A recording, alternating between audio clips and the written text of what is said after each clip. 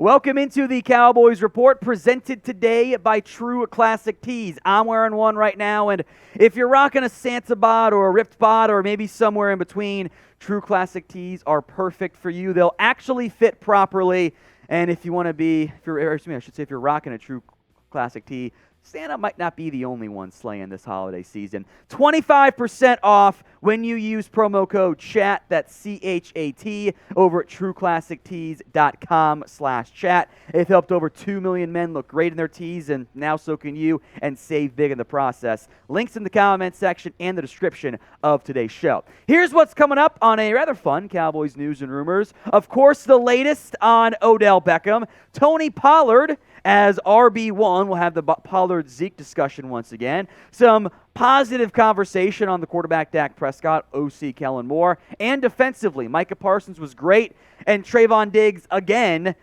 helped the Cowboys shut down Justin Jefferson.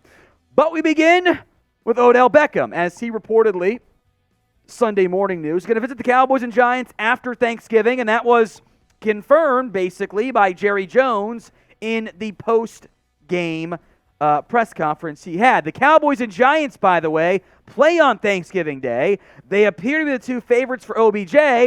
Winner gets Odell Beckham. We'll call it the Beckham Bowl. I think it's fair, and that's, I think, a fun way to determine who ends up landing Odell Beckham. We'll go more in depth here, of course, in a moment.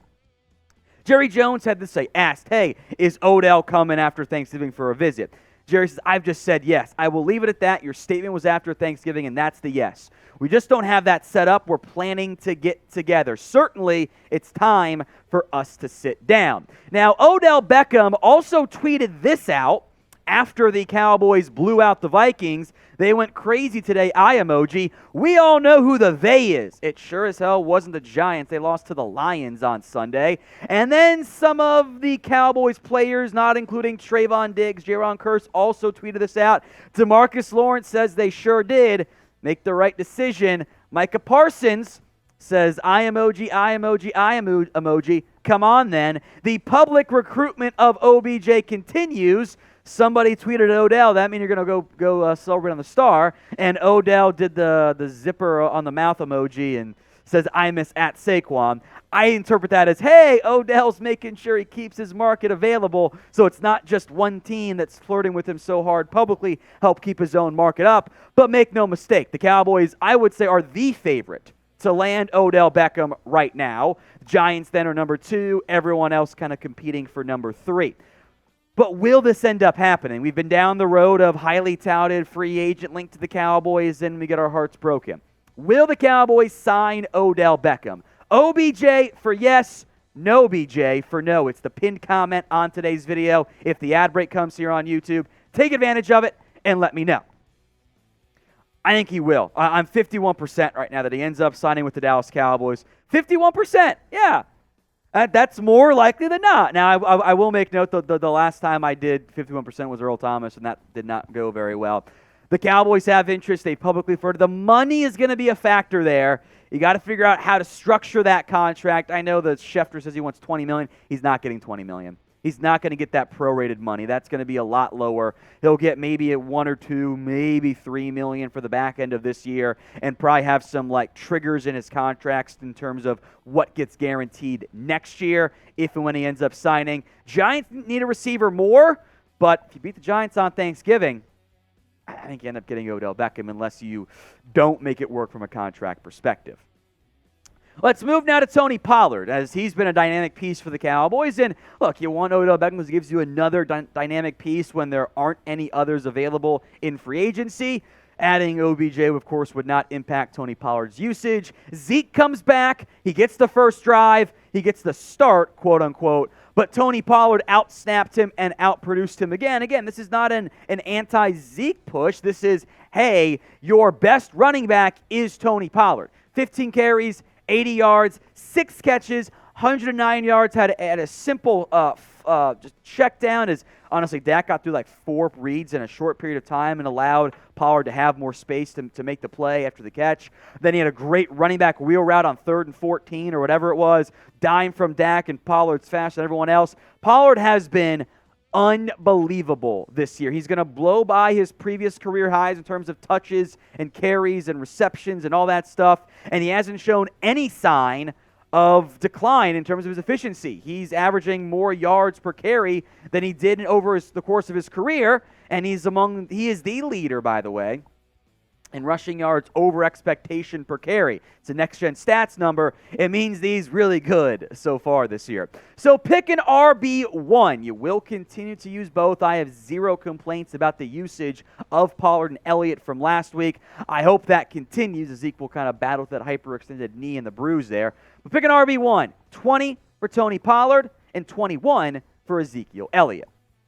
The holidays are almost here, and there's plenty of t-shirt cheer thanks to our sponsor, True Classic Tees. If you're like me, you're not someone that's great to shop for because they're like, what do you want? And you go, I don't know. I don't need that much there. Here's something to put on your wish list. True Classic Tees are a great gift for you, for her, and a great present for any guy in your life. They're on a mission to maximize men's confidence by making them look good and feel good as well. Trust me when I say the ladies will appreciate this gift too.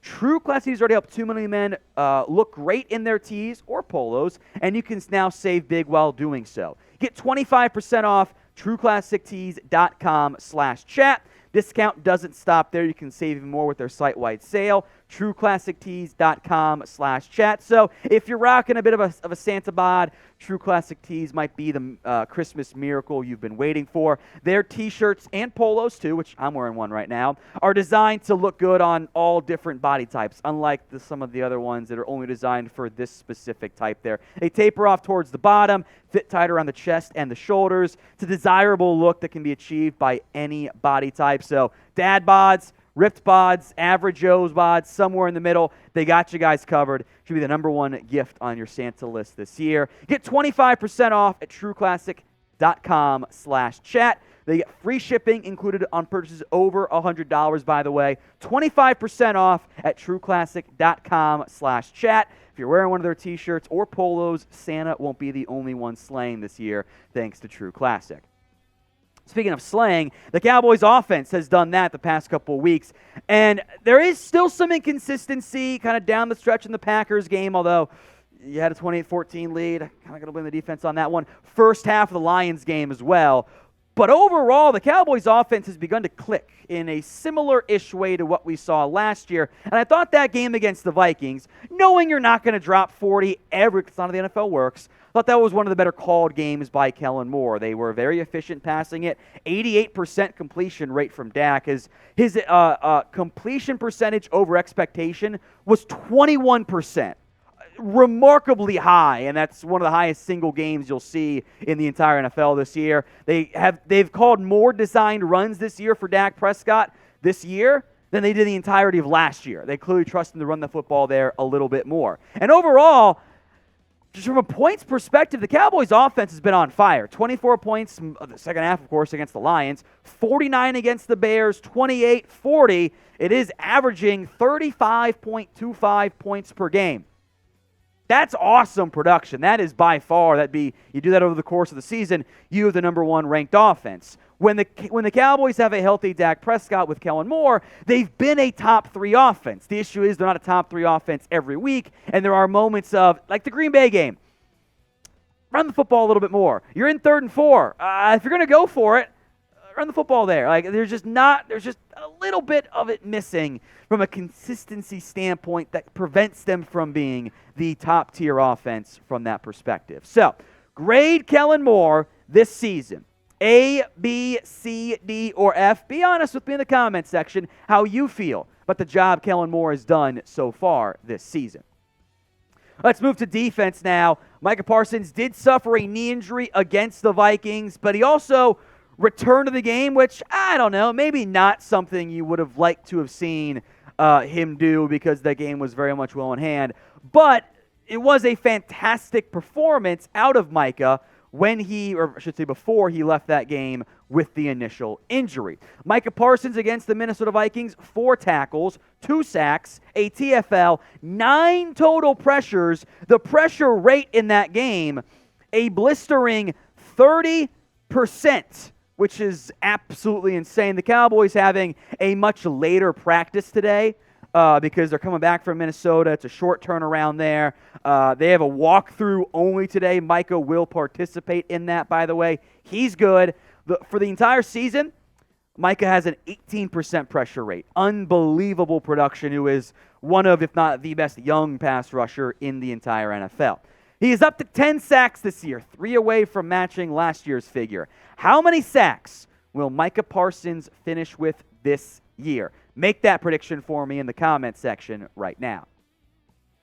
Finally, some Trevon Diggs praise here as he once again got the better of Justin Jefferson in their matchup. 2 games now that Diggs has gone up against the Minnesota Vikings and gone up against Justin Jefferson, and he's been nothing short of fantastic. The Vikings targeted Diggs 5 times, and most of them were Justin Jefferson. One was, I believe, T.J. Hawkinson, a tight end.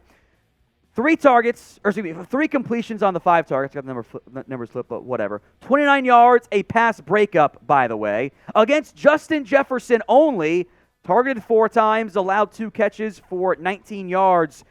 Jefferson, last time he played the Cowboys, had 2 catches for 21 yards. He had 33 this week. Justin Jefferson has been held in check every single time the Cowboys have gone up against him. Diggs was not targeted last time when he was guarding Jefferson. And he did shadow Jefferson, by the way, into the slot some more than he has in the past this week. The pass rush, of course, unquestionably helped you, but Kirk Cousins' average time to throw was still 3 seconds. That's plenty of enough time. That's the 7th highest rate this week before, of course, Monday Night Football. Diggs was a lockdown corner against Justin Jefferson.